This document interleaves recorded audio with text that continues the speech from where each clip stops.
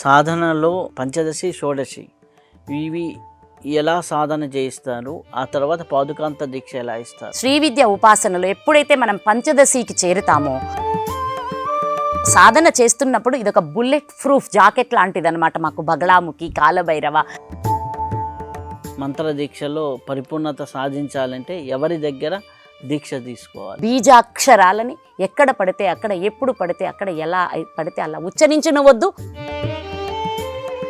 సకల మంత్రాలు ఉపదేశించే అర్హత ఒకే గురువు దగ్గర సంపూర్ణంగా గణపతి నుంచి పాదుకాంతం వరకు చేయాలా, లేకపోతే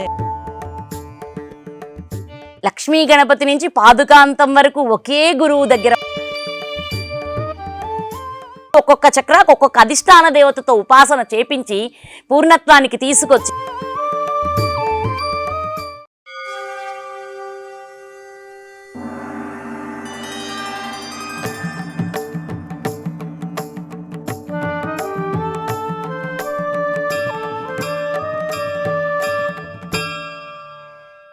ఓం శ్రీ గురుభ్యో నమః. నిరవి టీవీ ప్రేక్షకులందరికీ నమస్కారం. మనం ఎందరో మహానుభావులతో సజ్జన సాంగత్యం చేస్తూ ఉన్నాం. ఈరోజు మన అదృష్టం నిన్నటి వరకు మన గీతమ్మగా, గోశాల గీతమ్మగా, ఎన్నో గోవుల్ని పరిరక్షిస్తున్న గీతమ్మగా ఉన్నటువంటి మాతాజీ వారు శ్రీ విద్యలో పూర్ణ దీక్షాపరుడు. తదనంతరం ఇప్పుడు వారు సన్యాస దీక్షాపరులు. సన్యాస దీక్షలో వారి యొక్క నామధేయం శ్రీ మహావిద్యానందగిరి మాతాజీ. వారి గురుదేవులు గిరి సాంప్రదాయం రుద్రప్రయాగ నుంచి వచ్చినటువంటి సంత్ సదానంద బాబా గారు వారికి సన్యాస దీక్ష ఇవ్వటం జరిగింది. వారితో ఇప్పుడు మనం సజ్జన సాంగత్యం చేసే భాగ్యం కలిగింది. నమస్కారం అమ్మ. హరి ఓం. అసలుకి సన్యాస దీక్ష తీసుకున్న పరంపర ఏమిటి? ఆ పరంపర నుంచి మీరు ఎన్నో తరానికి సంబంధించిన వారు. గం గణపతి అయి నమః, ఐం సరస్వతి అయి నమః, శ్రీ గురుభ్యో నమః, శ్రీ శివాయ గురవే నమః, శ్రీ మాత్రే నమః. నా గురుదేవులు సంత్ సదానంద బాబాగిరి పాదపద్మములకు నమస్కరిస్తూ, మా గురు పరంపర హిమాలయ గురూజీ మహారాజ్కి, దేవానంద గురూజీ మహారాజ్కి ఇత్యాదులందరికీ పరమశివుడికి నమస్కరిస్తూ వారి దివ్య ఆశీస్సులతో ఈ మహద్యోగం గురుదేవులు అందించడం నా మహద్భాగ్యం. ఎన్నో సంవత్సరాల నుంచి ఈ యోగం కోసం ఎంతో తపిస్తూ ఉన్నాను. అయితే గురువుగారు ఎన్నోసార్లు మనల్ని కలవడం జరిగింది. మీరు కూడా వారితో ఎన్నో ఇంటర్వ్యూలు చేయడం కూడా జరిగింది. ఎన్ని చేసినా వారు ఒక్క విషయం అయితే ఎప్పుడు మాట్లాడలేదు. ఏమన్నారు అంటే, దీక్ష అంతా రహస్యంగా ఎవరూ లేకుండా పూర్తిగా వారే చేసి ఇవ్వవలసిన నామాన్ని, మంత్రాన్ని అంతటినీ అందించిన తర్వాత బయట వచ్చి దీక్షానంతరం వారి ఇచ్చిన ప్రథమ సంభాషణలో వారి మహాప్రసాదంగా ఏమన్నారు అంటే, ఒరే రుద్రప్రయాగలో జునా అఖాడా హమారా మండీకి సంబంధించి 16 కళలకు ప్రతినిధులైన, షోడశ కళలకు ప్రతినిధులైన 16 మంది గురువులు ఎంతో అఖండంగా ఒక్కొక్కరు వందల వేల సంవత్సరాలు జీవించిన వాళ్ళు కూడా ఉన్న మహా సంస్థ కదా మా సంస్థ. నేను 17వ వాడిగా నేను ఈ దేశ సంచారం చేయమని నా గురువుగారి ఆజ్ఞ ఇచ్చినప్పుడు నేను చేస్తూ ఉన్నాను. ఇవి మహా పరిక్రమంలో ఉన్నప్పుడు మా గురువులు వారు శివైక్యం చెందడం కూడా జరిగింది. 2013లో వచ్చిన వరదల్లో మా సదానంద ఆశ్రమం కూడా శిథిలాల కింద పడి ఇదైపోవడం కూడా, భిన్నమైపోవడం కూడా జరిగిందట. అప్పటి నుంచి వీరు ఆశ్రమ స్థాపన చేయాలని కూడా ఎప్పుడూ అనుకోలేదట. దాని వెనక కూడా ఎన్నో కారణాలు ఉన్నాయి. అదే నేను ఆదర్శంగా తీసుకుంటే బాగుండు అనుకున్నాను, కానీ కొన్ని బాధ్యతలు పెట్టారు వారు. గురు ఆజ్ఞ శిరోధార్యం. ఎందుకంటే శ్రీ విద్య దాటి ఎప్పుడైతే పంచదశికి వస్తామో నగురోరధికం అంటారు. గురువుని మించి ఇంకా ఏదీ లేదు అంటారు. కనుక గురువు గారు నాకు ఏది ఆశించారో, గురుదేవులు నాకు ఏది ఆదేశించారో అది నేను చేయడం నా ధర్మం. అలాంటప్పుడు వారు ఏమన్నారు అంటే, మనసులో నాకు కూడా ఇంత నిర్వికారంగా ఇలా ఉన్నప్పటికీ ఒక చిన్న కొర ఉంది. మా గురు పరంపర నాతోనే ఆగిపోతుందా అని నేను ఎందరికో మంత్రోపదేశం చేశాను. చాలామందికి మంత్రదీక్షలు ఇవ్వడం కూడా జరిగింది. కానీ సన్యాస దీక్ష ఇప్పటి వరకు ఎవరు తీసుకోలేదు, నేను ఇవ్వలేదు కూడా. ప్రప్రథమంగా ఇక్కడే నేను సన్యాస దీక్ష మన అమ్మకి ఇస్తూ ఉన్నాను. అందులో వారు గురుతుల్యులు, వారి నోటి వచ్చింది కనుక అది నాకు ఒక ఆభరణంగా భావించి ఈ మాటని చెప్తున్నాను. అది ఎప్పటికీ అన్యథా భావించవద్దు. అష్టాదశ పీఠాలకు ప్రతిరూపమైన ఆదిశక్తి, షోడశ మహావిద్యలో పూర్ణత్వాన్ని పొందిన తల్లికి అష్టాదశ రూపిణిగా మా గురు పరంపరలో 18వ గురువుగా ఈ దీక్ష ఇవ్వడం నాకు చాలా చాలా సంతోషాన్ని ఇచ్చింది అని చెప్పన్నారు. ఇప్పుడు మా సదానంద ఆశ్రమం తరపున మొదలైన గిరి సంప్రదాయంలో నేను 18వ గురువుగా గురువుగారు నాకు దీక్ష ఇచ్చారు. అది నా మహద్భాగ్యం. వారు ప్రసాదించిన నామధేయం శ్రీ మహావిద్యానందగిరి మాతాజీ. అయితే అమ్మ, ఈ యొక్క సాంప్రదాయంలో మీరు సాధన చేసుకుంటూ వచ్చింది మొట్టమొదట ఏ సాధనతో మొదలవుతుంది? నాకు తెలిసినంత వరకు గణపతి ఉపాసనతో, తర్వాత బాల, తర్వాత పంచదశి, షోడశి, సౌభాగ్య షోడశి, పాదుకాంత దీక్ష, ఇలా శ్రీ విద్యలో ఇదే సాంప్రదాయం అందరూ ఫాలో అవుతుంటారు. అయితే మీరు గణపతి సాధన మొదలుపెట్టారు. గణపతి సాధన ఎలా దీక్ష వచ్చింది? ఆ గణపతి సాధన చేసినప్పుడు మీలో కలిగినటువంటి అనుభూతులు ఏంటి, అనుభవాలు ఏంటి, మార్పులు ఏంటి, దాని తాలూకు ఉన్నటువంటి యోగపరమైన మార్పులేంటి, శారీరకపరమైన మార్పులేంటి, అలాగే కుటుంబపరమైన మార్పులేంటి? చాలా చక్కగా అడిగారు నాన్న. ఇది ఎందరికో ఉపయోగపడుతుంది కూడా అని. ఐంకార స్వరూపిణి శ్రీ బాల త్రిపుర సుందరి దేవి పాదపద్మాలకు నమస్కారం. శ్రీ విద్య ప్రారంభమైనప్పుడు ముందు గురువులు లక్ష్మీ గణపతి దీక్షనిస్తారు. లక్ష్మీ గణపతితో అనులోమ విలోమ విధంగా బాలా షడాక్షరి కానీ లేకపోతే త్రక్షరి కానీ, ఏదైనా త్రక్షరినే అనులోమ విలోమం అవుతుంది, అదే షడాక్షరి. కానీ ఎక్కువ మంది షడాక్షరినే ఇస్తున్నారు. ఎక్కడో అరుదుగా చూశాను త్రక్షరి సాధకుల్ని కూడా. అయితే నా మహద్భాగ్యంలో నాకు లక్ష్మీ గణపతి షడాక్షరి ఇవ్వడం జరిగింది.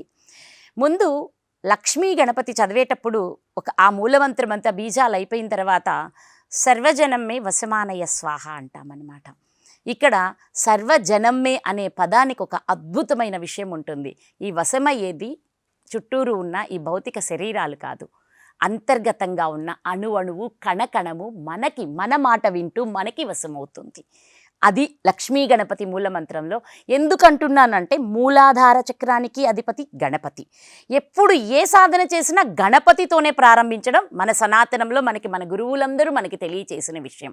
అంటే ఎప్పుడైతే మూలాధారంలోని విఘ్నాలన్నీ తొలగి సిద్ధి బుద్ధి సహితుడైన ఆ మహాగణాధిపతి ఉద్భవిస్తాడో అప్పటి నుంచి ఈ శరీరంలో పరిపూర్ణ ఆరోగ్యం, అలాగే ఆనందం, ఆధ్యాత్మిక జిజ్ఞాస, పరిణితి రాదు, జిజ్ఞాస, అత్యద్భుతమైన ఆర్థిక స్థిరత్వం, ఇంకా లక్ష్మీ గణపతి చేస్తూ ఉన్న వాళ్ళకి అత్యున్నతమైన రాజకీయ పదవులు కూడా వరిస్తాయి.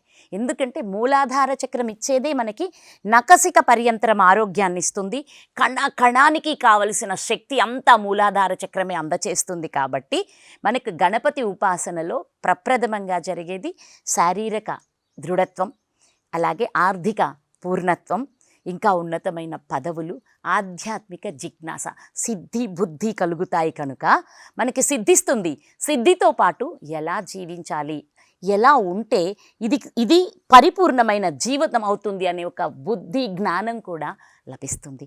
మనం గణపతి అధర్ణ శీర్షంలోకి వెళ్తే, నీవు జ్ఞానానివి విజ్ఞానానివి కూడా నీవే నాయనా, సర్వం కల్విదం బ్రహ్మవి అంటే విశ్వంలో నిన్ను మించి ఇంకా ఏదీ లేదు, నువ్వే అంతా నిండి ఉన్న ఈ సృష్టికి మూలం నువ్వే అంటూ గణపతి అధర్ణ శీర్షం మనకి తెలియచేస్తోంది. అంటే ఇక్కడికి వచ్చేటప్పటికి ప్రప్రథమంగా మాకు ఎవరు అత్యంత ఘనమంటే శ్రీ విద్య ప్రారంభంలో పరబ్రహ్మస్వరూపమైన గణపతే, ఆయన నుంచే ఈ సృష్టి అంతా ఆవిర్భవించింది అంటూ చెప్తారనమాట. అది లక్ష్మీ గణపతి యొక్క లక్ష్మి కూడా కలిసేటప్పటికీ అక్కడ శుభప్రదమైన సంపత్కారకమైన ఈ స్థితి కలుగుతుంది. అందుకని మనం లక్ష్మీ గణపతితో శ్రీ విద్యని ప్రారంభిస్తాము. అయితే బాలా ఉపాసన చేయటం వల్ల మన శరీరంలో కానీ తత్వంలో కానీ వచ్చే మార్పులేంటి? బాలా ఉపాసనతో మనం 3 తీసుకోవాలి. ఇక్కడ మూలాధార స్వాధిష్టాన ఒకటిగా తీసుకుంటాము. తర్వాత మణిపూరకాన్ని 2గా తీసుకుంటాము, హృదయ అనాహతాన్ని 3గా తీసుకుంటాం. హృదయ అనే ఒక చక్రం కూడా 8 దళాలతో ఉంటుంది. అది కొంచెం ఇంకా రహస్యమైన విషయం. వెళ్దాం, ముందుకు వెళ్ళే కొద్ది వాటిని కూడా ప్రజలకు అందించే మహద్భాగ్యం గురుదేవులు అందిస్తే అలాగే చేద్దాం. ఇప్పుడు ముఖ్యంగా ఈ 3 చక్రాల మీద మనం చేసే అనులోమ విలోమమైనా సరే, లేదా త్రిక్షరి అయినా సరే, షడాక్షరి అయినా త్రిక్షరి అయినా, ఈ 3 భాగాల మీద అత్యంత అద్భుతంగా పనిచేసి ముందు మనం సరస్వతీదేవి, బ్రహ్మసహిత సరస్వతి, అక్కడే సృష్టి జరుగుతానికి ఈ 2 చక్రాలు చెప్పాను. తర్వాత వస్తే మణిపూరకం, విష్ణుతత్వం, లక్ష్మీ విష్ణు వస్తారు. అక్కడ ఆ బీజాలు ఉంటాయి కాబట్టి అక్కడికి వచ్చేటప్పటికి మనకి పోషణకు కావలసిన అన్నీ వస్తాయి. ఇంకొంచెం పరిపక్వతకి చెంది పైకి వచ్చేటప్పటికి మానవత్వం వికసిస్తుంది, మహనీయుని గుణాలకు దగ్గరికి వెళ్తాము. అందుకే అమ్మవారిని ఏం చెప్తారు, బాలా త్రిపుర సుందరి స్థానం హృదయంగాను, అలాగే బాలా పూర్తయి కొంచెం ముందుకు వెళ్ళిన తర్వాత కొంచెం బాలా హృదయం అని వస్తుంది. మళ్ళీ మనకి సౌభాగ్య విద్యలోకి వెళ్తే బాలా హృదయంలో ఏమంటున్నామంటే, మీరొచ్చి నా హృదయంలో కూర్చోండి అమ్మ అంటూ అమ్మని ఆహ్వానిస్తాం. దానికి ఏంటి అర్థం అంటే, ఆ తల్లి ఎంత క్షమాగుణంతో ఉంటుందో, ఎంత దయ, ఎంత ప్రేమ వాత్సల్యంతో ఉంటుందో, ఎంత ఇవ్వడం అంటే ఆమెకి ఇవ్వడం ఎంతో ఇష్టం, పంచడం ఎంతో ఇష్టం. పంచుతూ అందరూ బాగుండాలి, అందరికీ మంచి జరగాలనే తపన ఇక్కడ నుంచి మనిషిలో మొదలవుతుంది. మూలాధారం, స్వాధిష్టానం, మణిపూరకం, హృదయ చక్రాలు ఉన్నంతసేపు నేను, నాది, నాకు కావాలి లాంటి గుణాలు మనిషిలో అత్యధికంగా ఉంటాయి. ఎప్పుడూ చెప్తాను, యోగ విద్యలో ఈ 4 చక్రాలు పశువులకి మనకి ఒక్కటే. అవి తింటాయి, మనము తింటాం. అవి సంతానోత్పత్తి, మనము సంతానోత్పత్తి చేస్తాం. అవి కూడా నిద్రపోతూ అన్ని మైదునాన్ని అనుభవిస్తాయి, మనుషులు కూడా అంతే అనుభవిస్తారు. కానీ ఎప్పుడైతే బాల ప్రతిరూపమైన హృదయానికి మనం చేరుతాం, అనాహతానికి మనం చేరుతామో అప్పుడు మనలో మానవత్వం పరిమళిస్తుంది. అక్కడికి వచ్చేటప్పటికి ఇక్కడ వరకు తర్వాత మనం చెప్పుకుందాం. కానీ ఇక్కడ అందరికీ చెప్పాల్సింది ఏంటంటే, ముఖ్యంగా ఎవరైతే శ్రీ విద్య ఉపాసన చేస్తారో వాళ్ళకి అఖండ సంపదలు పొందుతారు. భౌతికంగా, ముందు భౌతికంగా చాలా బాగా, అందుట్లో ప్రత్యక్షంగా మీకు నేను తెలియజేయటం కూడా జరిగింది. ఎలా కలిసి వస్తుంది అంటే, అయితే దానికి కొన్ని నియమ నిష్టలు ఆచరించవలసి ఉంటుంది. అమ్మ, ఇప్పుడు మామూలుగా చాలామంది పునరుచ్చరణ చేసేస్తుంటారు. ఈ పునరుచ్చరణ చేసేటప్పుడు పాటించవలసిన నియమాలు ఏంటి? ఇప్పుడు ఆహార నియమాలు తప్పనిసరి. చాలామంది ఈ పూజలు చేస్తున్నాము, మేము ఇలా ఉంటున్నాము, అలా ఉంటున్నాము, మేము మాంసాహారం తినవచ్చా అని అడుగుతారు. అందులో చాలామంది గురువులు ఎంతో చక్కగా వర్ణించారు. మా గురుదేవులు కూడా చాలాసార్లు చెప్పడం జరిగింది, కూరలు ఉన్న జీవులు మాత్రమే మాంసాహారం తినడానికి అర్హత కలిగి ఉన్నాయి. మనకి ఇంతకుముందు ఆటవికుడికి ఉన్న మనకి లేవు, ఇప్పుడు మనం పూర్ణంగా శాకాహారులమై ఉండవలసి ఉంది అని చెప్పి చెప్తారు. ఆధ్యాత్మిక సాధనలో అత్యంత ముఖ్యమైనది ఆహార నియమాలు. అలాగే మనం చేస్తున్న ప్రతి పనిని పదే పదే తిరిగి చూసుకుంటూ ఏం చేస్తున్నాను అనే విఘ్నతతో ఆ పని చేయడం కూడా పురచ్చరణలో చాలా ముఖ్యమైన విషయం. అందరిలా చేస్తుంటే ఆ విషయాలంటే అక్కడ లోపల చక్రాల్లో ఉన్న ఏ గుణాలైతే ఉంటాయో ఆ గుణాలు విపరీతంగా పెరిగిపోతాయి. కోపం, ద్వేషం, పగ, ప్రతీకారం, ఇతరులు కావాలని కోరుకునేది, లేకపోతే శృంగార వాంఛ, తిండి అతిగా తింటారు. సాధన చేసే కొంది చక్రాలలో శక్తి జాగరణ జరుగుతున్నప్పుడు ఈ లోయర్ చక్రాస్ అంటే కింది చక్రాలు ఏ అయితే ఉన్నాయో, హృదయం నుంచి ఉన్న కింద చక్రాలన్నింటిలో ఉండే గుణాలు సహజంగా అవే. ఇప్పుడు గేదెకి, ఆవుకి మనం మేతేసామనుకోండి, తంది తిందు ఇంకొకటి తింటుంది, అది పశు లక్షణం. ఇంకా రాక్షస గుణాలు ఉంటాయి, అవి మనం చెప్పక్కర్లేదు, అందరివి నాకే కావాలి, అన్నీ నాకే కావాలి అనే గుణాలు ఉంటాయి. గుణాలన్నీ కింది చక్రాల్లో ఉంటాయి. ఈ కింది చక్రాలలో సాధన మొదలైనప్పుడు మనిషి జాగరూకుడై జాగ్రత్తగా తనని తను పరిశీలన చేసుకుంటూ ఉండాలి.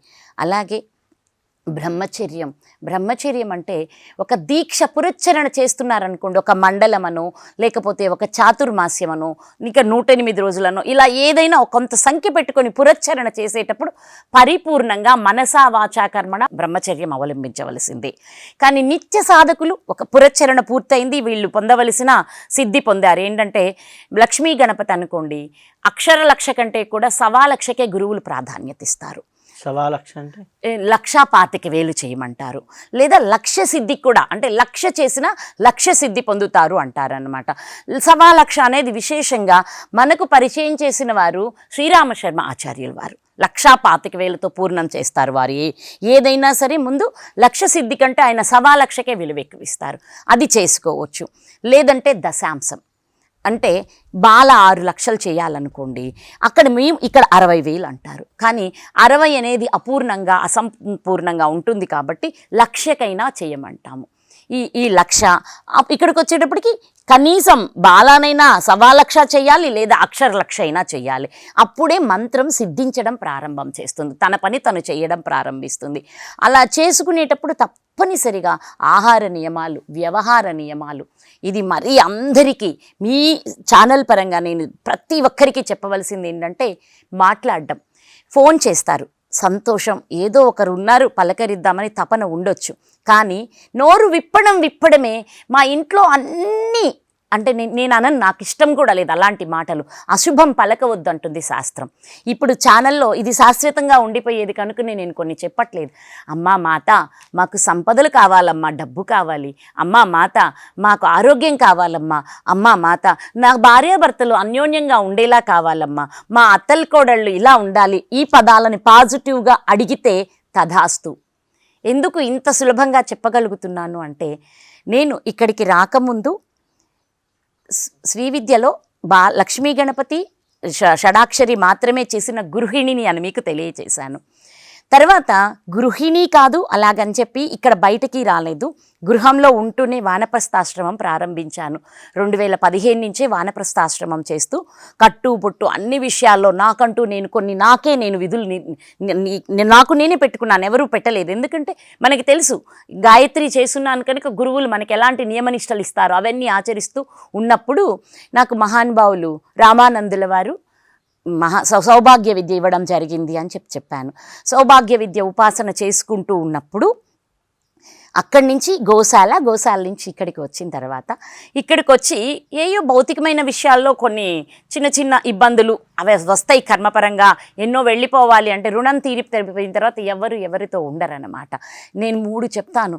రుణం ఉన్నంతసేపే మనందరం కలిసి ఉంటాం. రుణం తీరిపోయిన తర్వాత 3 రకాలుగా విడిపోతాం. ఒకటి, ఒక గొడవన్నా చెయ్యాలనే ఇది అవతల వాళ్ళల్లో కలుగుతుంది. లేదనుకోండి వాళ్ళ జీవనోపాధి, వాళ్ళ ఉద్యోగ రీత్యా వ్యాపార రీత్యా అయినా ఈ 2 కట్టెలు విడిపోతాయి. ఆ కట్టె వేరే వైపు వెళ్ళిపోతుంది, ఈ కట్టె ఎక్కడో ఉండిపోతుంది. ఇది కాలేదనుకోండి, ఇంకా రుణం తీరిపోయింది, వీళ్ళకి అర్హత లేదు అంటే మరణం తప్పనిసరిగా వాళ్ళిద్దరిని విడతీస్తుంది. ఇది ఏదో ఒకటి జరుగుతుంది. అలాంటి ఈ సందర్భంలో నేను ఇక్కడికి వచ్చినప్పుడు మరి ఎన్నో కర్మలు రుణాలు విడిపోవాలి కదా, తొలగిపోవాలి కదా. ఆ తొలగిపోయేటప్పుడు జరిగిన చిన్న అలజడుల భాగంగా ఇక్కడ ఏం చెయ్యాలి, ఎలా చెయ్యాలి, ఇది తరువాత నేనేంటి అనే ఒక దుఃఖపూరితమైన స్థితిలో ఉన్నప్పుడు ఒక పరిపూర్ణ పురుషుడు, పరిపూర్ణ విద్య ఉపాసకులు ఎందరికో మహావిద్యను అందించి ఎన్నో తంత్రమంత్ర యంత్ర విద్యలను బోధించిన వ్యక్తి, మహా గొప్ప గురువు గారు సూక్ష్మ రూపంలో వచ్చి ఒక్క మాట ఇచ్చారు. ఇక్కడ నుంచి 4 సంవత్సరాల పాటు ఏం జరిగినా సరే ఎదుర్కో, ఎందరు నిన్ను నిందించినా ఇక్కడే నిలబడు, నిందని చూసో, ఒకవేళ నీలో నిజంగా నీ నుంచి దోషం జరిగినా దోషం సరిదిద్దుకో, తప్పు చేశానని కూడా పారిపో. మాకు కష్టాలు, కన్నీళ్ళు, దుఃఖం అన్నీ నిన్ను ఆవరించినప్పటికీ ఈ స్థానాన్ని నువ్వు వదలకు, నేను నాతో సమానంగా తయారు చేస్తానని ఒక అద్భుతమైన వాక్ ఇచ్చి ఆ మహానుభావుడు నాకు నీలకంఠాస్త్రాన్ని బోధించారు. ఆయన ఏమిచ్చారు అంటే, నీ దర్శనం చేతనే, నిన్నొక్కసారి దర్శిస్తే చాలు వాళ్ళ దారిద్ర్యాల సద్యోదారిద్ర్యం అంటే ఇంతకంటే ఇంక కష్టం ఉండదు. అలాంటి స్థితి కూడా మిమ్మల్ని దర్శించిన వాళ్ళని వెళ్ళిపోతుంది. అలాగే వాళ్ళల్లో ఉన్న దుష్ట శక్తులన్నీ తొలగిపోతాయి, వాళ్ళకి అనారోగ్యాలు వెళ్ళిపోతాయి. నీ స్పర్శ మాత్రేనా, తవ దర్శన మాత్రేనా ఇవన్నీ నువ్వు పొందుతావు తల్లి. ఈ నీలకంఠాస్త్రాన్ని రోజుకి ఎన్నిసార్లు చొప్పున ఇలా పారాయణ చెయ్యి అంటూ నీలకంఠాస్త్రాన్ని అందించారు ఒక అర్ధరాత్రి వేళ మహానుభావులు. అది స్వప్నమా నిజమా అని కూడా తెలియని స్థితిలో అది నేను అందుకున్నాను. దానికి మన ఇష్టం, ఎన్నో సంపుటీకరణలు కూడా చేయొచ్చు. పాశుపత సంపుటీకరణాలు చేయొచ్చు, రుద్రమంత్ర సంపుటీకరణాలు చేయొచ్చు, ఎన్నో చేయొచ్చు నీలకంఠాస్త్రానికి. అయితే నీలకంఠాస్త్రం పారాయణ చెయ్యాలి అంటే మాత్రం ఈ సంసారంలో ఉన్న వాళ్ళు చెయ్యకపోవడం చాలా మంచిదని చెప్తాను. ఎందుకంటే వాళ్ళల్లో కలిగే గుణాలు ఉంటాయి కదా, ఆ గుణాలలో ఏది నోరు జారినా అది అక్కడ జరుగుతుంది. కాబట్టి నీలకంఠాస్త్ర పారాయణ చేయాలంటే అతి పవిత్రంగా ఉండి చేసుకోవలసి ఉంటుంది. అది నాకు బోధించడం జరిగింది. ఆ పరిక్రమంలో 4 సంవత్సరాలు పూర్తవుతూ ఉన్నాయి. ఎందుకంటే ఇది ఏ నెల వచ్చింది? సెప్టెంబర్ అయిపోయింది. అక్టోబర్లో జరిగింది. అక్టోబర్ 15 ఒక విషయం జరిగింది నా జీవితంలో. ఆ విషయంలో పుట్టుకొచ్చిన అది దుఃఖం కూడా రాలేదు. అప్పటికి పరిణితి ఉంది కదా, దుఃఖం కూడా రాలేదు. అసలు ఏం చేద్దాం, ఈవిడ సరిగ్గా ఇంటిని సరిదిద్దుకోలేదు కానీ మనకి చెప్పే అంతటిదా అనేది అంటారు కదా కామన్గా. మరి దీనికి నా నుంచి ఏంటి అని ఆలోచిస్తున్నప్పుడు గురువు ఇచ్చిన వాక్కు చేసి ఆయన చివరికి చూడండి ఎలా వచ్చారో. మన సదానందగిరి బాబాజీ గారు కూడా నాకెవరో, వారు ఈ శరీరంతో తెలియదు, మా జన్మజన్మల రుణానుబంధం మాకు ఉంది, కానీ ఈ శరీరంలో ఒకరు ఉన్నారని కానీ వారు ఇలా ఉంటారు, నా దాకా వస్తారు, నాకు యోగం ఇస్తారని కూడా తెలియదు. అది స్వప్నమా, లేకపోతే సూక్ష్మ రూపమా, లేకపోతే సశరీరంగా వచ్చారా, ఏదైనా పూర్ణ పురుషులకి సాధ్యమే. వారు శరీరం విడిచిన తర్వాత మనల్ని అనుగ్రహించగలరు. శరీరంతో ఇప్పుడు వారు ఎక్కడో ఉన్నారనుకోండి, వారు ఒకసారి వచ్చి ఇక్కడ మన ఇద్దరికి ఏదో గైడెన్స్ ఇవ్వవలసి ఉంటే వచ్చి శరీరంతో వచ్చి ఇచ్చి కూడా వెళ్ళగలరు. ఆ గురువులకు ఉన్న శక్తి సంపన్నం అలా ఉంటుందన్నమాట. విశ్వంలో ఏకత్వం ఉన్న వాళ్ళు అలా చేయగలరు. అలా మొదలైనప్పుడు ఎవరైనా సరే ఫోన్ చేసి ఒక చిన్న మంచి మాటతోటి, అంటే శుభమైన పదాలతోటి మాట్లాడడం మూలాన వాళ్ళకి శుభం ప్రాప్తిస్తుంది. ఇది ఎందుకు చెప్పవలసి వచ్చింది అంటే, శ్రీవిద్య అడుగుతారనుకోండి, నేను ఇచ్చాననుకోండి, అప్పుడు శ్రీవిద్య చేస్తూ కూడా వాళ్ళు కష్ట నష్టాల గురించే మాట్లాడుతుంటే అవే వస్తాయి, వాళ్ళకి అవే ప్రాప్తిస్తాయి.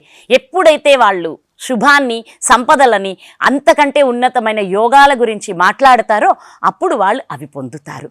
కనుక శ్రీ విద్యలో మొదటి నియమం ఏంటి? ఆహార నియమాలు. రెండో నియమం ఏంటి? వ్యవహార నియమాలు. మూడో నియమం ఏంటి? వాళ్ళ జీవన విధానాన్ని సరిదిద్దుకోవాలి.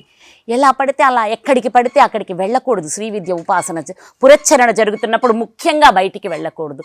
ఎందుకంటే బయటంతా ఎన్నో నెగిటివ్ ఎనర్జీస్ వ్యాపించి ఉంటాయి. అలాంటప్పుడు వీళ్ళు ఏం చేయాలి అంటే, పురచ్చరణ అయ్యే వరకు జాగ్రత్తగా, కొంత దీక్షగా, నియమంగా ఇంట్లో ఉండవలసిందే. అలా చేసుకోగలిగిన వాళ్ళకి ఇలాంటి ఉపాసనలు ఎంతో ఉపయోగపడతాయి. లేదు ఇష్టం వచ్చినట్టు పోతాం, ఇష్టం వచ్చింది తింటాం, ఇష్టం వచ్చినట్టు తిరుగుతామంటే చిన్న చిన్న మంత్రాలు, స్తోత్రాలు ఉంటాయి, అవి పారాయణ చేసుకున్న సకల శుభాలు ప్రాప్తిస్తాయి. కనుక వాళ్ళు అలా చేసుకోవచ్చు. ఇది శ్రీ విద్య. ఎవ్వరడిగినా ముందు నేను ఈ నియమాలు ఆచరిస్తాను అంటేనే శ్రీ విద్య ఉపదేశించడానికి సిద్ధపడతాను. శ్రీ విద్య అంటే శ్రీ విద్య, పంచదశి లేదా సౌభాగ్య విద్య, షోడశి, మహాషోడశి, పూర్ణ విద్య. ఏది చెయ్యాలన్నా, ఏది తీసుకోవాలన్నా ఇవి అన్నీ ఆచరించవలసిందే.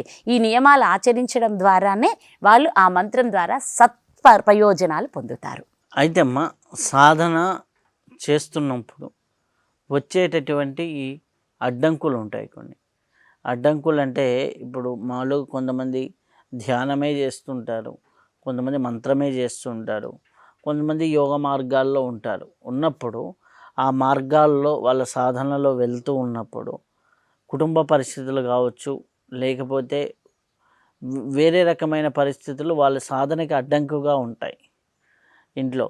అట్లాంటి పరిస్థితుల్లో వీళ్ళ సాధన ఎలా కొనసాగించాలి? మీరు చాలా బాగా అన్నారు. ఒకటి వచ్చేసి మంత్రం, రెండోది వచ్చేసి ధ్యానం, మూడోది వచ్చేసి యోగం. మూడింటిని తీసుకొచ్చారు. ఈ మూడు కలిపితే మహా అద్భుత యోగాన్ని వాళ్ళే సృష్టించుకోగలుగుతారు. మంత్రం ముందు తీసుకుంటారు. సక్రమంగా చెయ్యడం వచ్చే వరకు కొంచెము ఆటంకాలు వస్తుంటాయి. వాటికి కూడా వీళ్ళు యాక్సెప్ట్ చేసుకునే గుణం వీళ్ళల్లో ఉండాలి. చుట్టూరు ఎవ్వరూ మారరు. మంత్రదీక్ష చేయాలనుకున్న వాళ్ళు మాత్రమే ఓకే ఇది ఇలాగే జరుగుతుంది. ఇప్పుడు అత్తగారి రూపంలో ఈ కర్మ ఇబ్బంది పెడుతుంది అనుకోండి, ఇవన్నీ నేను ఇలాగే చెప్తాను. అత్తగారి రూపంలో కర్మ ఇబ్బంది పెడుతుంది అనుకోండి, లేకపోతే భర్త రూపంలో కర్మ, ఈ పురచ్చరణ చేసుకోవడానికి కలిపురుషుడు ఉన్నారు కదా, ఆయన ధర్మం ఆయన నిర్వర్తించాలి కదా, అన్నిటికీ మేము ఆటంకాలు కలిగించాలి. వాళ్ళకి ఎవరిని ఎత్తుక్కుంటారు? ఎవరైతే ఆయనకి లోబడి ఉంటారో, అంటే కొన్ని బలహీనమైన లక్షణాలు కలిగి ఉంటారో వాళ్ళని ఆయన పని కోసం ఇన్స్ట్రుమెంట్లుగా వాడుకుంటుంటారు. కానీ వీళ్ళు ఇలాగే ఉంటారు, వీళ్ళని నేను ఇలాగే యాక్సెప్ట్ చేయాలి అనే స్థితి ముందు మానసికంగా కలగాలి. మనం మంత్రం సాధన చేసే కొద్దీ ఆ మనోబలం కూడా పెరుగుతుంది. మంత్రం ముందు కొంచెం పెద్దగా చేశామనుకోండి, శ్రీరామ శ్రీరామ శ్రీరామ అన్నామనుకోండి, కొన్ని రోజుల తర్వాత మంత్రం బాగా వచ్చిన తర్వాత శ్రీరామ శ్రీరామ శ్రీరామ అంటూ గొణుగుతాం. ఇది కూడా అయిపోయిన తర్వాత మానసిక జపంలోకి వెళ్ళిపోతాం. ఇక మంత్రం అంతా మనస్సులోనే జరుగుతుంది, దానికి ఉచ్చారణ లేదు. ఆ శ్రీరామనామం అంతర్గతంగా జరుగుతూనే ఉంటుంది. అప్పుడు మౌనంగా కళ్ళు మూసుకొని జరుగుతున్న శ్రీరామ మంత్రంతో పాటు వాళ్ళ శ్వాసక్రియని, ఆ శ్వాసక్రియలో మధ్యలో ఏర్పడే ఒక చిన్న గ్యాప్ని గమనించటం మొదలు పెడితే మంత్రోచ్చారణ, మంత్ర ఉపాసన ధ్యానంగా మారుతుంది.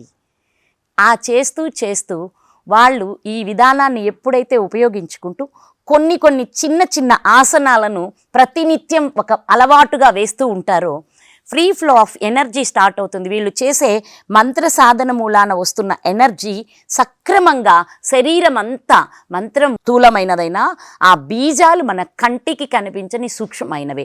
ఆ సూక్ష్మమైన బీజాలు వృక్షాలుగా, అంటే మొక్కలు వృక్షాలు ఫలాలు అయ్యేదాకా మనం మంత్రం కొనసాగిస్తూనే ఉంటాం. అందుకే వాటిని బీజాక్షరాలు అంటారు. ఇంకొక చిన్న మాట, అందరూ నాకంటే ఎంతో గొప్పవాళ్లే, మహానుభావులే, అయితే అందరిలో ఒక చిన్న తపన ఉండొచ్చు. తల్లి మనసుతో గురువులు బీజాలను అందరికీ అందిద్దామంటూ బీజాలను టీవీల ద్వారా, ఫోన్ల ద్వారా అందించడం, అదైతే ఒక్కటి దయచేసి వద్దని చెప్తాను. బీజం గురువు వాళ్ళల్లో అతి జాగ్రత్తగా నాటవలసిన ఇది. అప్పుడు ఆయన తన శక్తితో అది ఒక క్షేత్రం అనుకోండి, శిష్యుడు ఒక క్షేత్రం అనుకోండి, క్షేత్ర శుద్ధి చేసి క్షేత్రాన్ని తడపవలసినంత అవ్యాజమైన శక్తితో, కరుణతో, ప్రేమతో గురువు తడిపి అప్పుడు ఈ బీజాలను అతి జాగ్రత్తగా ఉపదేశిస్తే ఆ బీజాలు అంకురాలుగా మారి, అంకురాలు మంచి వృక్షాలై ఆ వృక్షాలు మనకి ఫలాలనిస్తాయి. కానీ అలా కాకుండా హడావిడిగా టీవీల్లోనో మనం ఇలా ఛానల్స్ ద్వారానో బీజాలను అందజేయడం మూలాన అక్కడ క్షేత్రశుద్ధి ఉండదు. వాళ్ళకి ఎలా ఉపయోగించుకోవాలో తెలియదు. ఈ మన శక్తి ఉంది చూసారా, అత్యంత అద్భుతమైన పవర్ఫుల్ ఎరువు లాంటిదన్నమాట. మనం ఎరువేస్తాం చెట్టుకి, కానీ చెట్టుని సరిగ్గా ఆ చుట్టూరు పాది తీసామా, పాదిలో ఉన్న కలుపంతా తీసామా, కావలసినంత తడి ఉందా లేదా అనే అన్నీ చూశాకే ఎరువేయాలి. నీళ్లు అందించాల్సినంత నీరు అందించకుండా ఎరువేసినా చెట్టుకి ప్రమాదమే. కలుపు తీయకుండా ఎరువేసినా చెట్టు చుట్టూరు కలుపు మొక్కలు పెరిగి ఈ కలుపు మొక్కలు పెద్దవి అవుతాయి, చెట్టును తొక్కేసి చెట్టును నాశనం చేస్తాయి. ఇలాంటి గుణాలు, మనిషిలో గుణాలు కూడా కలుపు మొక్కలు లాంటివి. చూస్తానే మనిషిని పతనం చేసేస్తాయి అన్నమాట. అందుకని సద్గురువు, సాధనలో పూర్ణత్వాన్ని పొందిన గురువుని చేరి గురువు ఇచ్చిన నియమనిష్టలు ఆచరిస్తూ ఈ ఉపాసన చేయడం ద్వారా అప్పటికే ఉపాసనలో పూర్ణత్వాన్ని పొంది ఉన్న గురువులు మనలోని దోషాలని కడిగివేసి ఆ మంత్రం ఇచ్చినప్పుడు ఇవి సత్ఫలితాలను అందిస్తాయి నాయన. అయితే సాధనలో పంచదశి, షోడశి, సౌభాగ్య షోడశి ఇట్లా చేసుకుంటూ వెళ్ళిన తర్వాత పాదుకాంత దీక్ష అంటారు. ఈ పంచదశి, షోడశి ఇవి ఎలా సాధన చేయిస్తారు? ఆ తర్వాత పాదుకాంత దీక్ష ఎలా ఇస్తారు? ఇప్పుడు శ్రీ విద్యలో ప్రథమంగా మనకి లక్ష్మీ గణపతి, బాలా షడాక్షరితో మొదలవుతుందని చెప్పాను కదా. ఇంకొంచెం ముందుకు వెళ్ళే కొంది శ్రీ విద్య ఉపాసనలో ఎప్పుడైతే మనం పంచదశికి చేరుతామో, పంచదశి 2 ఉంటాయి. పంచదశికి శ్రీ షడాక్షరిని అనులోమ విలోమంగా చేసి కలిపితే దాన్ని సౌభాగ్య విద్య అంటారు. సౌభాగ్య విద్య ఉపాసనతో శాశ్వత సౌభాగ్యం వస్తుంది స్త్రీలకి. పురుషులు చేస్తే సంపదలు, అఖండ ఐశ్వర్యం, ఉన్నతమైన అభివృద్ధి జరుగుతుందన్నమాట. అయితే పూర్వాంగ, ఉత్తరాంగ మంత్రాలు అని ఉంటాయి సౌభాగ్య విద్యలో. ఈ పూర్వాంగంలో సకల దోషాలు తొలగడానికి సకల దేవతలను చేకూర్చి ఇస్తారనమాట. ఇప్పుడు కుజదోషం ఇబ్బంది పెడుతుంది అనుకోండి ఒక వ్యక్తిని, వాళ్ళకి మనం సుబ్రహ్మణ్యేశ్వర స్వామి కుజుడికి అధిష్టాన దేవత అంటాం. అప్పుడు మనం గణపతి అవ్వగానే శరవణ మంత్రాన్ని ఇస్తారు సౌభాగ్య విద్యలో. గణపతి శరణభవ ఇది చేసుకుంటూ వస్తాం. ఇది అయిన తరువాత మనకి వచ్చేసేసి బాలా ఇస్తారు. మళ్ళీ బాలా కూడా ఉంటుంది. బాలా పూర్తి అవగానే బాలా హృదయం అంటూ అమ్మవారిని తీసుకొచ్చి హృదయంలో అమ్మవారి గుణాలే మన హృదయంలో నుంచి నిరంతరం రావాలి అనేదానికి బాలా హృదయ మంత్రం ఇస్తారు. అది పారాయణ చేయగానే భైరవం ఇస్తారు. అష్టభైరవాలు ఉన్నారు కదా, అష్టభైరవుల్లో ఎవరి యోగం ఎంతటితో వాళ్ళకి ఆ భైరవ మంత్రం గురువు ద్వారా ఉపదేశించబడుతుంది. ఆ భైరవం చేసుకోగానే వచ్చేసి అన్నపూర్ణ ఇస్తారు. ఎలా ఇస్తారు? ఇక ఏ లోటు లేకుండా సంసారులైతే భక్తి జ్ఞాన సిద్ధ్యర్థం అని అడగాలి, వైరాగ్యం లేదు అప్పుడే. అర్థమైందా? అదే వానప్రస్థం చేసేవాళ్ళు సన్యాస యోగంకి వెళ్ళేవాళ్ళు జ్ఞాన వైరాగ్య సిద్ధ్యర్థం అని అడగాలి. వీళ్ళైతే భక్తి అడగాలి, మేమైతే జ్ఞానం అడగాలి అన్నమాట. అలా చేసుకునేటప్పుడు అన్నపూర్ణమ్మని ఎలా మమ అభిలిషితం భిక్షం దేహి, మాకు ఏది ఇష్టమో మాకు ఏది అవసరమో అది ఇవ్వమంటాం అమ్మవారిని. అది అయిపోయిన తర్వాత అన్నపూర్ణాదేవి అయిపోయిన తర్వాత శివపంచాక్షరి ఇస్తారు. పురుషులకి శివపంచాక్షరి ఇస్తారు, స్త్రీలకి గౌరీ ఇస్తారు. ఇద్దరిలో ఏదైనా సరే. ఇక్కడికి వచ్చేటప్పటికి స్త్రీలకి పురుషులకు కూడా గణపతి గౌరీ కొన్ని బీజాలు కొన్ని మారిపోతాయి అన్నమాట. కొన్ని ఉపాసనలో బీజాలు మారుతాయి. ఆ బీజాలు అయిపోయిన తర్వాత గౌరీ కాగానే లక్ష్మి కమలాత్మిక ఇస్తారు. కమలాత్మిక అయిన తర్వాత గోపాలసుందరి ఇస్తారు. గోపాలసుందరి కాగానే సౌభాగ్య విద్య ఉంటుంది, పంచదశి సౌభాగ్య పంచదశి వస్తుంది. ఆ తర్వాత వచ్చేసేసి నవార్ణము.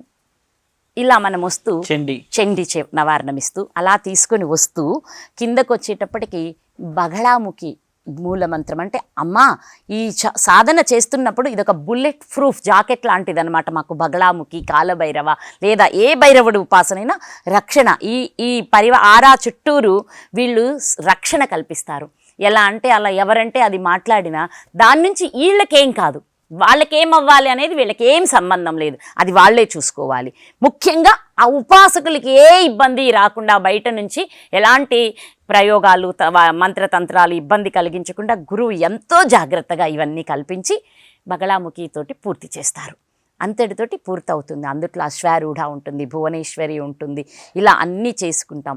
పూర్వాంగ ఉత్తరాంగాలు పూర్తయిపోయిన తర్వాత పంచదశి బాలా చేసే వాళ్ళకి మాత్రమే ఖడ్గమాల చేసే అర్హత ఇస్తారు గురువులు. ఖడ్గమాల అందరూ పుస్తకంలో రాశారు కదా అని ఖడ్గమాల బాలా ఉపదేశం లేకుండా చెయ్యరాదు. కనుక చెయ్యరాదు. ఎందుకంటే మంత్రం అంటే ఏంటి అని అనుకుంటున్నారు. మంత్రం సూక్ష్మ శరీరంలోనూ సూక్ష్మరూప శరీరంలోని నాడుల మీద, నాడుల కలయికైన చక్రాల మీద ఎంతో అత్యంత ప్రభావం చూపిస్తుంది మంత్ర ఉపాసన. ఆ మంత్ర ఉపాసనలో మనం ఇవి ఆచరించలేదనుకోండి అవి చాలా ఇబ్బందిని గురిచేస్తాయి. కాబట్టి మనకి ఇవి అన్ని జాగ్రత్తగా ఇస్తూ మనల్ని ఇలా పరిపూర్ణత్వానికి తీసుకొస్తారు. ఇది ఇంతటితో మనకి పంచదశి పూర్తవుతుంది. పాదుకాంత దీక్ష పంచదశిలో పాదుకాంతం ఇవ్వరు. పంచదశి లేదా సౌభాగ్య విద్య ఇంతటితో పూర్తవుతుంది.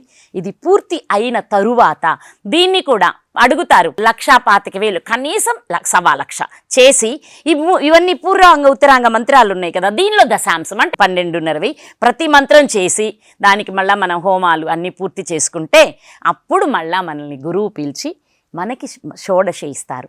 షోడశిలో కూడా ఏముండదు, పంచదశికి ఒక్క బీజం చేరిస్తే షోడశి 16 అవుతుంది. కానీ మనకు గురువుగారు దాన్ని అసలు శ్రీవిద్యకి మూలం చెప్పాలి. శ్రీవిద్యకి మూలం దక్షిణామూర్తి గురువు, అది అందరికీ తెలిసిన సత్యమే.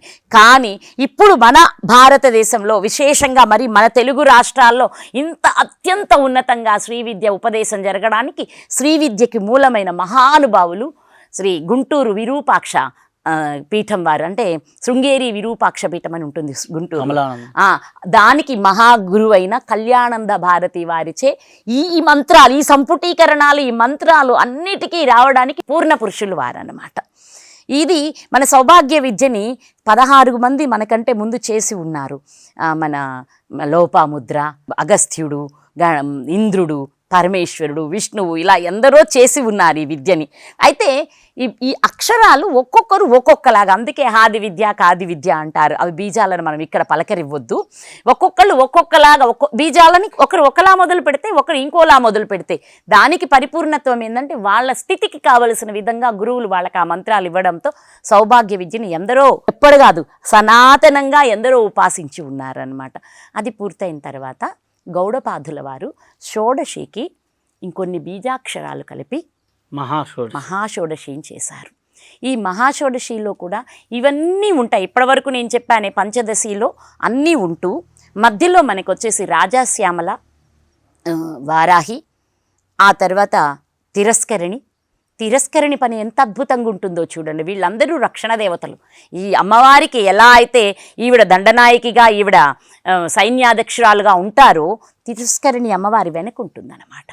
ఆమె ఎవరిని రానివ్వదు, వెనక నుంచి అమ్మవారి జోలికి ఏమీ రానివ్వకుండా రక్షిస్తుంది తిరస్కరణికాదేవి.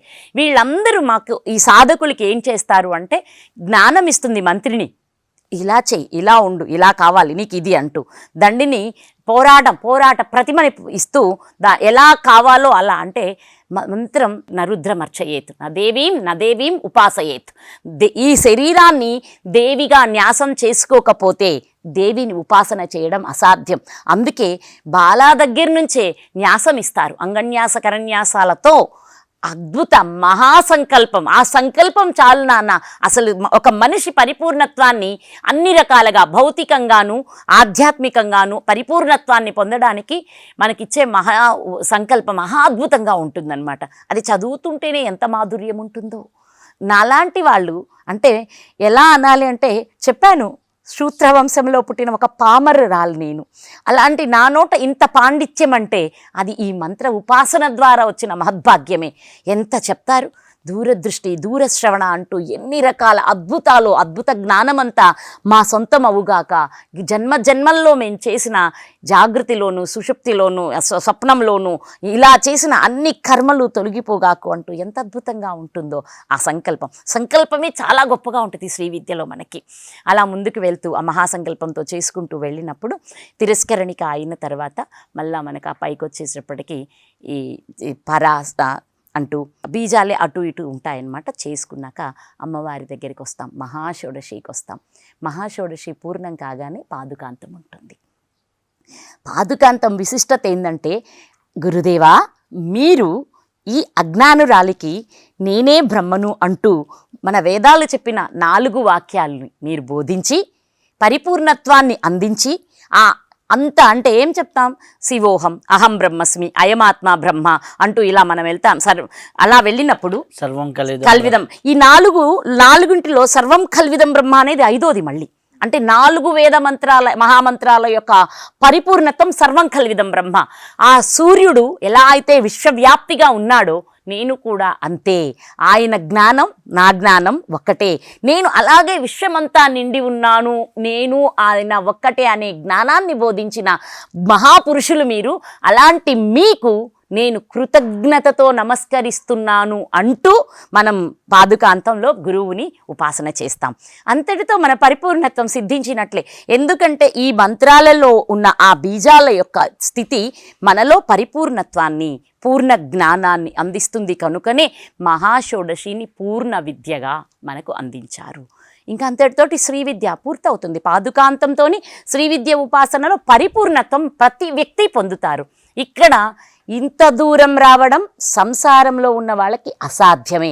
అది చాలామందికి తెలుసు. సాధకుల్లో మధ్యలోనే ఎన్నో రకాల వీటితో ఆగిపోయారు అని ఎందరో. ఎందుకంటే చాలామంది గురువులు ఒక పని చేస్తారు, ఏం ఉండదు, తీసుకెళ్ళిపోయి పంచదశి ఇచ్చేస్తారు. అది అవ్వదు. ఇంకా కొంతమంది నువ్వు చాలా గొప్ప, యు ఆర్ ద గ్రేట్, కొంచెం ఇస్తావా, తీసేసుకుంటా, షోడశి ఇచ్చేస్తారు డైరెక్ట్గా. అయినా సరే వాళ్ళు కొనసాగించలేరు. ఎప్పుడైతే ప్రారంభం నుంచి మూలాధారం నుంచి సాధన కొనసాగుతుందో, ఇక్కడ మీకు ఇందాక నేను చెప్తూ తీసుకొచ్చాను, మూలాధారానికి గణపతి అయితే స్వాదిష్టానికి కుమారస్వామి అధిష్టాన దేవత. అర్థమవుతుంది. ఇలా ఒక్కొక్క చక్రాకు ఒక్కొక్క అధిష్టాన దేవతతో ఉపాసన చేపించి పూర్ణత్వానికి తీసుకొచ్చి ఎవరైతే సక్రమంగా చేసుకుంటారో వాళ్ళు పరిపూర్ణ సిద్ధులు, వాళ్ళు పూర్ణ విద్యకి అర్హులు, పూర్ణత్వాన్ని పొందారు అని అది మనకు గురువులు ఇచ్చేశాక అప్పుడు ఆ రోజు గురువు మన నమస్కారాన్ని కూడా స్వీకరించడు. పూర్ణత్వాన్ని పొందిన శిష్యురాలితో నమస్కారం కూడా స్వీకరించరు. ఆహా, ఇద్దరం ఒకటే, మీలోనూ ఉన్నదే నాలోనూ ఉంది, నాలోనూ ఉన్నదే మీలోనూ ఉంది. ఇక్కడ మన వీళ్ళిద్దరూ దీనిలో చెప్పుకుంటారు కదా, రామాధరణ శీర్షంలో హనుమంతుడు రాముడు చెప్పుకుంటారు కదా, మొత్తం చెప్తారు. ఇలాగే జ్ఞానమంతా బోధిస్తాడు శ్రీరామచంద్రపు ఆంజనేయ స్వామికి. ఆత్మవిద్య అంతా అందించిన తర్వాత ఏమర్థమైంది హనుమ అంటే, ఏమైంది అయ్యా, నేను ఈ శరీరం అనుకున్నప్పుడు నీకు నేను దాసుడను, నీ పాద సేవకుడను. నేను జీవుడను అనుకున్నప్పుడు మీతో సహచరిని, మీతో నేను ఉన్నాను, మీకు సేవ చేయాలి, భక్తితో నేను మిమ్మల్ని ఉపాసించాలి అనుకుంటాను జీవుడిగా. నేను ఎవరు అని గ్రహించినప్పుడు నేను ఒకటే, మనిద్దరం పరబ్రహ్మమే, మనిద్దరం ఒక్కటే అని చెప్తారు. అర్థమైందా? అంటే ఇక ఈ ఏకత్వం పొందాక పూర్ణత్వాన్ని పొందిన శిష్యులతో గురువులు నమస్కారం కూడా తీసుకోరన్నమాట. అమ్మా అలా చెయ్యకు అని డైరెక్ట్గా చెప్తారు. వెళ్ళి మనం సాష్టాంగ ప్రణామాలు అందిద్దామన్నా అమ్మ అలా చెయ్యకు అని వారి సున్నితంగా తిరస్కరిస్తారు. అలా జరుగుతుందన్నమాట. ఇది పూర్ణత్వానికి వచ్చే అద్భుత యోగం. ఎవరైతే ఈ పరిపూర్ణత్వాన్ని ఉపాసన ద్వారా పొందుతారో వాళ్ళు చేయవలసిన సాధన అంటూ ఇంకేమీ ఉండదు, అంతటితో పూర్తవుతుంది. సంసారంలోకి చెప్పాను ముందు, శ్రీ విద్యలోనే బాలతోనే అన్నీ పొందుతారు, బాహ్యంగా కావలసిన సకల సుఖాలు పొందుతారు. పంచదశి నుంచి ఇంకొంచెం జ్ఞానం అభివృద్ధి చెందుతుంది. షోడశికి వచ్చిన తర్వాత సర్వం కల్విదం బ్రహ్మ, నేనే అంతా ఉన్నాను అనే పూర్ణత్వాన్ని మంత్రం చేయడం ద్వారా గురువు ప్రసాదించేస్తారు. ఇది నాయన శ్రీ విద్య, సౌభాగ్య విద్య, మహాషోడశి విద్య, పాదుకాంతం ఇంతటితో పూర్తవుతుంది. అయితే అమ్మ, చాలామంది నేను గణపతి సాధన చేశాను కాబట్టి నేను గణపతి మంత్రం ఇచ్చేస్తాను, ఎవరికైనా దీక్ష ఇస్తాను, లేకపోతే నేను బాలా చేశాను, బాలా ఎవరికైనా ఇస్తాను అంటే కుదురుతుందా? ఏ స్థాయి దీక్షలు చేసిన వారు మాత్రమే మంత్ర దీక్ష ఇవ్వగలరు? మంత్ర దీక్షలో పరిపూర్ణత సాధించాలంటే ఎవరి దగ్గర దీక్ష తీసుకోవాలి? పూర్ణ విద్య అయిన వాళ్ళ ద్వారా పొందితే మనకి పూర్ణత్వం వస్తుంది నాన్న. ఎందుకంటే 10th క్లాస్ చదివి నేను 10th క్లాస్ క్లాసులు చెప్పలేను కదా, ఎల్కేజీ వాళ్ళకి ఏబిసిడీలు అలా అయితే నేర్పగలను నేను. 10th క్లాస్ చదివి నేను 10th క్లాస్ చెప్తాను అంటే అది అసాధ్యం అవుతుంది. కాబట్టి ఏంటంటే తప్పనిసరిగా పూర్ణ విద్య పొందిన వాళ్ళకి ఇంకొక విషయం చెప్తున్నాను. పూర్ణ విద్యకి వెళ్ళిన తర్వాత ఈ మంత్రం ఆ మంత్రం అని ఇంకా భేదం లేదు, సకల మంత్రాలు ఉపదేశించే అర్హత పూర్ణ విద్య పొందిన వాళ్ళకి అందుతుందన్నమాట. ఇంకా ఎందుకంటే ఎన్నో రక్షణ మంత్రాలు ఉంటాయి, ఎన్నో కవచాలు ఉంటాయి మనకి. మన శాస్త్రంలో వాళ్ళు ఉండే జీవన పరిస్థితులకి వాళ్ళకి కొన్ని కవచాలు అవసరమైన అనుకోండి, మనం ఇచ్చేయచ్చు, కవచాలు ఇచ్చేయచ్చు. ఇక ఎవరైతే పూర్ణ విద్య పూర్తిగా సిద్ధి పొందారో వాళ్ళు అన్ని మంత్రాలు ఇవ్వడానికి అర్హులు అన్నమాట. కానీ ఇది ఇలా అడిగితే మాత్రం అది వాళ్ళ విఘ్నతకే నేను వదలవలసి ఉంటుంది. పెద్దలు ఉన్నారు, ఎందరో చాలా పెద్దలు ఉన్నారు. ఆ పెద్దలందరి గురించి ఈ చెయ్యొచ్చా చేయకూడదా అని చెప్పే విషయంలో నాకు అర్హత లేదని నేను అనుకుంటున్నాను. అందరం మాత్రం ఒక్కటైతే చెప్తాను, ప్రతి ఒక్కరిని మనస్ఫూర్తిగా మన సనాతన ధర్మం, మన వేదాలు, ఉపనిషత్తులు అన్నీ కలిసి మనకు ఒక విషయం అయితే బోధించాయి కనుక బీజాక్షరాలని ఎక్కడ పడితే అక్కడ, ఎప్పుడు పడితే అక్కడ, ఎలా పడితే అలా ఉచ్చరించనవద్దు. ఎవరికి ఈ బీజాలు చేసేసుకోండి మీకు లాభాలు వస్తాయని కూడా అనొద్దు. ఆ ఒక్కటి అనకుండా వాళ్ళు పొందారు పూర్ణత్వాన్ని, పొందిన మహానుభావుడు ఇవ్వదలుచుకుంటే పిలిచి ఇదిగోరా నాన్న నేను గణపతిలో సిద్ధి పొందాను, గణపతి తీసుకో అని ఇవ్వమనండి. కానీ బాహ్యంగా మాత్రం ఇలా ఎక్కడ పడితే అక్కడ ఇవ్వవద్దు. అదొక్కటే ఎవరికైనా నేను అడిగే, సవినయంగా అడుగుతున్నాను. అందుట్లో కూడా నేను విమర్శించే హక్కు కూడా నాకు లేదు, నేను అంత దాన్ని కూడా కాదు. అయితే అమ్మ, ఈ సాధనలో ఒక్కొక్క స్టెప్ ఎక్కి ఎదుగుతూ ఉంటారు. ఎదిగినప్పుడు ఒకే గురువు దగ్గర అన్ని సాధనలు తీసుకోవాలి అంటే, ఇప్పుడు ఫర్ ఎగ్జాంపుల్ గణపతి ఒక గురువు పెద్ద ఆయన ఇస్తారు, లేకపోతే గణపతి బాలా ఇస్తారు. వారు కాలగర్భంలో కలిసిపోయారు అనుకుందాం, ఆ గురువుగారు శరీర రీత్యా వెళ్ళిపోయారు. అప్పుడు వేరే గురువుని ఆశ్రయించి తీసుకోవచ్చా, లేకపోతే ఒకే గురువు అన్ని సాధనలు ఇవ్వాలా? ఈ కన్ఫ్యూజన్ ఉంటుంది కదా. ఒకే గురువు దగ్గర సంపూర్ణంగా గణపతి నుంచి పాదుకాంతం వరకు చేయాలా, లేకపోతే ఈ డిఫరెంట్ గురువుల దగ్గర, వేరు గురువుల దగ్గర చెయ్యొచ్చు నాన్న. అయితే ఒకవేళ ఎవరైనా అంతటి పుణ్యం చేసుకుని లక్ష్మీ గణపతి నుంచి పాదుకాంతం వరకు ఒకే గురువు దగ్గర పొందగలే యోగం ఉంది అంటే వాళ్ళు మహద్భాగ్యవంతులే. అది మాత్రం మహద్భాగ్యమే. ఒకే గురువుతో ఆ సాంగత్యం, ఆ మంత్రదీక్షలు తీసుకోవడం, అది పొందారు అంటే జన్మజన్మల్లో చేసుకున్న పుణ్యమే వాళ్ళకి ఆ యోగాన్ని ఇస్తుంది. కానీ ఇప్పుడు శ్రీ విద్య ఒకరు ఇచ్చారని చెప్పాను నేను. శ్రీ విద్య ఇచ్చిన ఆయన వారి దర్శనం లేదు. సౌభాగ్య విద్య మహాగురువులు ఇంకొకరు ఇచ్చారు. సౌభాగ్య విద్య అయిపోయిన తర్వాత పూర్ణ విద్య ఇంకొకరు అందించారు. కనుక నాకు అందరూ ఉన్నారు. గాయత్రి రామకృష్ణ మాస్టర్ గారు అని చెప్పాను. ఒక్కొక్క విధంగా వచ్చాం కాబట్టి అందరి దగ్గర తీసుకోవచ్చు, అందుట్లో దోషమేమి లేదు. పూర్ణ పురుషుల దగ్గర మాత్రమే తీసుకోవాల్సి ఉంటుంది మనం. ఇంకొక చిన్న మాట చెప్పాలి సాధకులకి. ఇప్పుడు జగన్మాత అనుగ్రహం ఉంది కనుక అందరూ లలితా సహస్రనామాన్ని పారాయణ చేసుకోవచ్చు.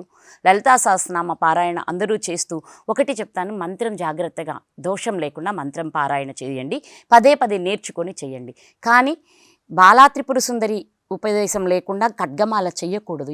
అర్హత ఇవ్వరు గురువులు. బాలా ఇచ్చి ఖడ్గమాలు ఇస్తారు.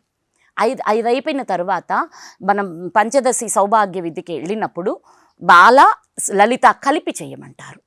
షోడశికి వచ్చినప్పుడు బాల లలిత త్రిశతి కలిపి చేయమంటారు. అంటే ఈ బీజాలు ఏమైతే ఉన్నాయో ఆ బీజాలకు ఈ స్తోత్రాలకు అవినాభావ సంబంధం ఉంది. ఈ బీజాల చక్రాలలో మనం చేసే సాధనలో చక్రాలను శుద్ధి చేసిన తరువాతే ఇవి చేసుకోవాలి. మీకు సమయం ఉంటే ఒక చిన్న కథ చెప్పి, కథ కాదు, ఒక మహాతల్లి మాతో పంచుకున్న అనుభవం చెప్పి మనం ముందుకు వెళ్దాము. చెప్పండి. ఇక్కడ మొగలి చెర్ల అని ఉంటుంది మాలకొండకు దగ్గరలో. అక్కడ దత్తాత్రేయ స్వామి వారు ఉంటారు. వారి అద్భుతమైన తల్లి అనాలో శిశురాలనాలో ఆవిడ పేరు పవని నిర్మల ప్రభావతి గారు. లలితాదేవి గురించి ఎన్నో పుస్తకాలు కూడా రాశారు. ఆవిడ చాలా గొప్ప భక్తురాలు కూడా. ఆమె ఒక ఎంత పెద్ద కుటుంబం అంటే పొద్దున్నే పని మొదలుపెట్టి సాయంత్రం పని పూర్తి చేసేటప్పటికి ఆవిడకి రాత్రి 10 అయ్యేదట. అంటే ఏముంది, ఈ ఇల్లు పని, వంట, పాడి పంట, మజ్జిగ చేయటం, వండి పెట్టడం అన్నీ చేసుకునేటప్పటికే మరుదులైతేమో, ఆడబిడ్డలైతేమి, అత్తమామలైతేమో అంత పెద్ద కుటుంబానికి వెళ్ళింది. కానీ ఆవిడ పూర్వజన్మ పుణ్యం అంటే ఆవిడకి భక్తి ఎక్కువ. ఆవిడ అలా చేసుకుంటూ ఉన్నప్పుడు మాలకొండ వెళ్ళొస్తుంటే ఈయన ప్రకటితం అవ్వడానికి మూలం కూడా ప్రభావతి గారే, దత్తాత్రేయ స్వామి వారు. ఆవిడ ఎంట పడ్డారు. ఈయన 7.5 అడుగుల ఆజానుబాహుడు వాళ్ళ ఎద్దుల బండి మీద వెళ్ళొస్తుంటే అమ్మా నేనొస్తాను ఆవిడ ఎంట పడ్డారట. ఆయనేమో దిగంబరి, వస్త్రాలు లేవు. మరి ఏమని పలకరించాలో అసలు ఇతనెవరో అర్థం కాదు. కానీ ఒకటైతే తెలుసు కదా, మాలకొండలో అంత యోగులు, సిద్ధులు, పరిపూర్ణ సిద్ధులు వచ్చి సాధన చేసుకుంటారు ప్రతిరోజు అనేది అందరికీ తెలుసు కదా. ఆయన్ని చూస్తే ఆవిడకేమో భక్తి అలాగే తల్లి ప్రేమ రెండు పొంగుతున్నాయట. ఆమె ఇంకా ఏం చేయాలో తెలియకపోతే ఆయన వచ్చి ఎక్కేశారట బండి. ఆవిడతో ఉన్నారు. ఆవిడ మజ్జిగ చేసుకుంటుంటే, ఆవిడ అంట్లు తోముకుంటుంటే, ఆవిడ వంట చేస్తుంటే ఆవిడకి ఎంత అద్భుతమైన జ్ఞానాన్ని అందించారు ఆ మహాపురుషులు. ఆవిడ ఈరోజు ఆ జ్ఞానాన్ని అంతగా అందించడానికి పూర్ణ పురుషులు ఆ మహానుభావులే అన్నమాట. అయితే ఆవిడకి సిద్ధుల గురించి, అణిమ లఘిమ సిద్ధుల గురించి, ఇట్లాంటి అన్నిటి గురించి ఆయన మహానుభావులు చెప్తూ ఉంటే విని ఆమెకి ఒక కోరిక కలిగిందట. ఏమైనా సరే నేను ఈ ఖడ్గమాల చేసి సిద్ధులు పొంది ఈ శరీరం ఇక్కడ పనిచేస్తుంటే నేను ఇంకో శరీరధారిని అంతటా తిరిగి ఆ దేవాలయాలు అవన్నీ చూసి రావాలనే కోరిక కలిగిందట. ఆ తల్లి సాధన మొదలు పెట్టారట. అది గురువుగారిని అడిగితే చేయడానికి లేదు అన్నారట. ఆయన ఆగ్రహంతో చెప్పింది విను అంతవరకే అన్నారట. కానీ ఆవిడ ఆ కోరిక ఆ తల్లి ఆయన అప్పుడు ఎక్కడికో కొంతకాలం గురువుగారు పక్కకి వెళ్ళారు. ఆ సందర్భంలో ఆవిడ రాత్రిపూట పనంతా చేసి రాత్రిపూట చేయటం మొదలుపెట్టారు. ఇలా 41 రోజు 49 రోజులు చేశానన్నారు అమ్మ. చేసి రోజు 2 పళ్ళు నైవేద్యం పెట్టి ఆ 2 పళ్ళు తిని పడుకుంటుండేవారట. పడుకుంటుంటే అయిపోయింది పూర్ణత్వం. ఆ రోజు రాత్రి 12 ఎప్పుడో పూర్తి చేసుకున్నారు. వాళ్ళకు ఒక గది, మేమంతా ఆమెతో ఉన్నాం. ఆమె చక్కగా మాకు వంట చేసి పెడితే కూడా ఆ మహాప్రసాదం కూడా తిన్నాం. ఎందుకంటే మనం తెలుసో తెలియకో చేసే తప్పులు ఉంటాయి కదా, మనస్సుతోటో బుద్ధితోటో లేకపోతే శరీరాన్నితోటో కొన్ని ఉంటాయి కదా సహజంగా మనిషిలో కలిగే వికారాలు. అలాంటి వికారాలు తొలగాలంటే గురుచరిత్రలో అలాంటి తల్లి పాదాలు తాకితేనే, అలాంటి పతివ్రత పాదాలు తాకితేనే పాపాలన్నీ హరించిపోతాయట. గురుచరిత్ర పుణ్యం అంటూ మేము ఆ తల్లి పాదాలు తాకి ఆ తల్లి చేత వంట కూడా తినొచ్చాం మేము. అయితే ఆ తల్లి పూజ పూర్తయింది. ఆ గదిలో భర్త ఇలా పడుకొని ఉన్నారు.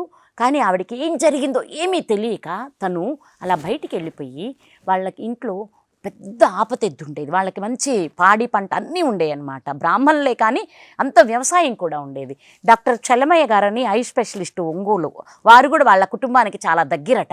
ఆయన దాన్ని వేరే దేశస్తులు అడిగితే అమ్ముదామమ్మ అని 2-3 లక్షలు కూడా రేటు కూడా చెప్పారట అప్పుడు. కానీ వీళ్ళు ఇవ్వదలుచుకోలేదు. అక్కడికి వెళ్ళి ఆమె ఆ ఎద్దు మీద వెళ్ళి పడుకుండిపోయింది. ఆ ఉచ్చమడుగులోనే ఆవిడకి అక్కడ పడిపోయింది. ఆమె ఏం జరిగిందనేది ఆమెకి తెలియదు, మాకు చెప్పలేదు. తర్వాత తెల్లవారేటప్పటికి త్రిశూలధారి శంకరుడుగాను వచ్చినట్టు ఉగ్రంగా పరిగెట్టుకుంటూ వచ్చేసాడట బ్రాహ్మీ ముహూర్తంలోని గురువుగారు. చెప్తే వినలేదు, ఎంత చేసావో చూసావా అని. ఏముంది, ఎద్దు లేదు, ఎద్దు శరీరం వదిలేసింది. ఆ ఒక్క విషయం ఆవిడ గుర్తుంది. ఏంటంటే ఎంత పనిచేసావమ్మా నన్ను అంటూ కళ్ళల్లో కళ్ళు పెట్టి చూసి చివరి శ్వాస ఆవిడలోకి వదిలేసి వెళ్ళిపోయిందట ఎద్దు. ఎంత అన్యాయం చేసావమ్మా నన్ను అని అడిగిందట. అంటే ఏ మంత్రం అంటే ఆ మంత్రం ఎప్పుడు పడితే అప్పుడు ఎలా పడితే అలా హడావిడిగా చేసేవి కాదు మంత్రాలంటే. సామాన్యులందరూ చేసుకునే కొన్ని స్తోత్రాలు ఎన్నో ఉన్నాయి. కనకదార స్తోత్రం మహాద్భుతం, మన దక్షిణామూర్తి స్తోత్రం చేసుకోండి, సప్తశతిలో సప్తశ్లోకి ఉంటాయి, ఆ 7 శ్లోకాలు ఉంటాయి. అలాంటి 7 శ్లోకాలు, లక్ష్మీ అష్టోత్తరాలు, ఇలాంటివి ఎన్నో ఇచ్చారు కదా మనకి. శివుని యొక్క పంచాక్షరి స్తోత్రం, శివాష్టకాలు, ఆ అష్టకాలు, ఈ అష్టకాలు అంటే ఎన్నో ఉన్నాయి కదా, అన్నీ చెయ్యొచ్చు. కానీ హడావిడి పడిపోయి అత్యద్భుతమైన మూల మంత్రాలని, మూలమైన స్తోత్రాలని మనం పారాయణ చేయరాదు. అరిషడ్వర్గం దెగనరికే హరిఖడ్గం విధి నందకము అని, నందకుడు అరిషడ్వర్గాలని తెగనరకడానికి అన్నమయ్య వచ్చినట్లు ఖడ్గమాల అజ్ఞానాన్ని ఛేదించి దివ్యజ్ఞానాన్ని నింపడానికి అత్యంత శక్తివంతమైన మాటలవి. ఆ మాలంతా శక్తి, తెగ నరకడమే, మనలో అజ్ఞానాన్ని ఉంచదు ఖడ్గమాల. అలాంటి ఖడ్గమాల చేయాలి అంటే మనకి అర్హత తప్పనిసరిగా ఉండాలి. అలాగే త్రిశతి కూడా ఈ బీజాక్షరాల సంయుక్తం లేకుండా త్రిశతి పారాయణ కూడా ఎవరు చేయకూడదు. మహాషోడశి ఉపాసన రోజు నుంచి గురువు అర్హత ఇస్తారు మనకి. ఇవి గుర్తుంచుకోవాలి. ఇదొక్కటి మీరు నాకు ఈ అవకాశం ఇచ్చినందుకు మరీ మరీ ధన్యవాదాలు నాన్న. చాలా అద్భుతం అమ్మ. చాలా విషయాలు శ్రీ విద్య గురించి, శ్రీ విద్యా సాంప్రదాయం గురించి మాకు అందించినందుకు చాలా కృతజ్ఞతలు. మన ఛానల్ ముఖ్యంగా నేను అందరికీ ఒక చిన్న విన్నపం చేసుకోదలుచుకుంటున్నాను. అందరూ బాగుండాలి, అమ్మగా నా తపన. కానీ ఏంటంటే హడావిడిగా నన్ను కూడా సాధకురాలిగా ఉంచితే మీరందరూ సత్ఫలితాలు పొందుతారు కనుక నా సాధనా సమయాల్ని గుర్తించి మీరు ఫోన్ నంబర్ ఇస్తారు కాబట్టి ఆ బిడ్డలు నన్ను పలకరించేదానికి కొన్ని సమయాలు పెట్టుకోమని ప్రతి బిడ్డకు అమ్మ సవినయంగా విన్నవించుకుంటున్నాను నాన్న. ఇప్పటి వరకు అద్భుతమైనటువంటి జ్ఞానాన్ని మనం తీసుకున్నాం. మరొక్క విశిష్ట అతిథితో కలుసుకుందాం. అంతవరకు సెలవు. నమస్కారం.